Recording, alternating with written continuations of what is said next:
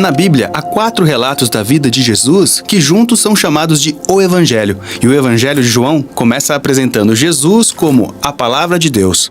O que isso significa, uma pessoa ser uma palavra? Sim, essa é uma ótima pergunta. Vamos ver. O relato de João tem 21 capítulos. E o prólogo foi cuidadosamente escrito, colocando a história de Jesus em um contexto cósmico.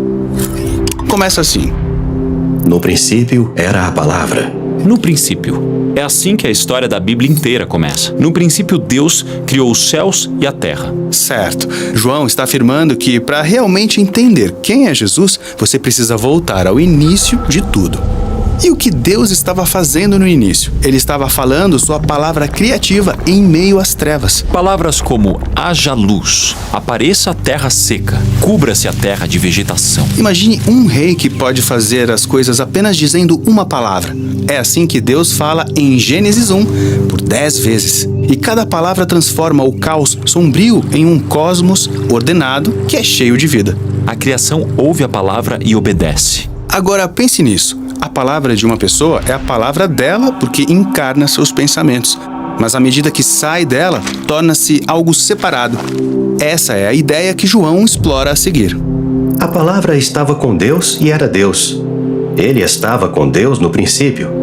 Observe como João projetou essa declaração de abertura para que os versos externos sejam sobre a natureza eterna da palavra. Ele é desde o princípio, e os versos centrais sejam uma afirmação sobre a identidade da palavra. A palavra está com Deus e também é Deus. Eles são dois e também um.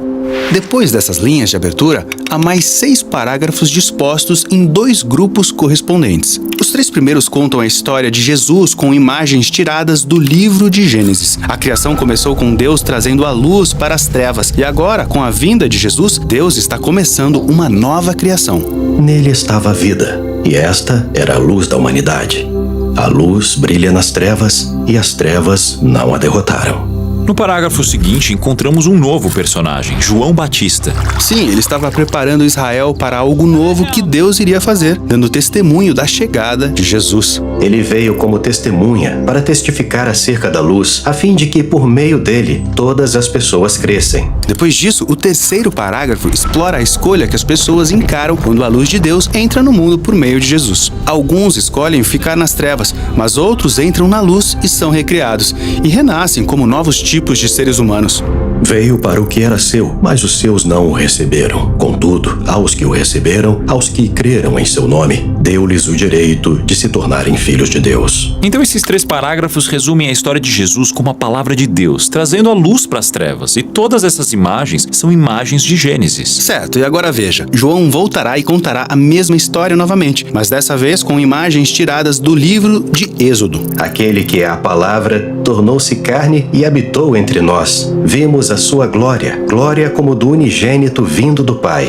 Então a palavra eterna de Deus entrou na criação, tornando-se um humano mortal chamado Jesus. E ele habitou entre nós? Sim, a palavra grega para habitar é skeinen. Significa literalmente viver em uma tenda. João está comparando Jesus ao tabernáculo que Moisés construiu no Monte Sinai, o lugar onde a presença gloriosa de Deus veio para viver e se unir com seu povo. Então Jesus é um tabernáculo humano? Sim, ele é a realidade para a qual o tabernáculo apontava, o lugar onde Deus e a humanidade estão unidos como um. Em seguida temos outra menção de João Batista, que está dando testemunho de Jesus, dizendo: Este é aquele de quem eu falei, aquele que vem depois de mim é superior a mim, porque já existia antes de mim. Depois disso, João conta sobre como ele e seus amigos realmente encontraram Jesus e como eles fizeram a escolha de o seguir e confiar nele, sendo transformados por sua luz. Todos recebemos da sua plenitude graça sobre graça, pois a Torá foi dada por intermédio de Moisés. A graça e a verdade vieram por intermédio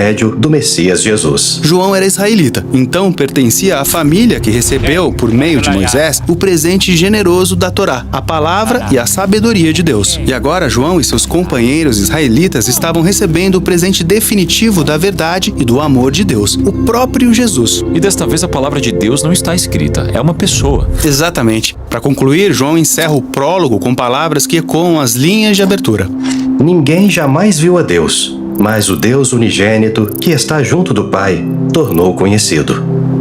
Então, por um lado, Deus é transcendente, acima de todos e totalmente distinto. E se esse fosse o fim da história, Deus permaneceria distante de nós. Mas então João começa a falar sobre esse Deus único, que está junto do Pai. Sim, o que isso significa? Bem, lembre-se da abertura do prólogo. João usou a imagem de Deus e da palavra de Deus. Agora ele usa outra imagem, de um pai que tem o filho sentado muito perto. Um rei e sua palavra, um pai e seu filho. São duas maneiras de dizer a mesma coisa. Certo, João quer deixar claro que o Jesus que ele conhecia era distinto de Deus e também era Deus.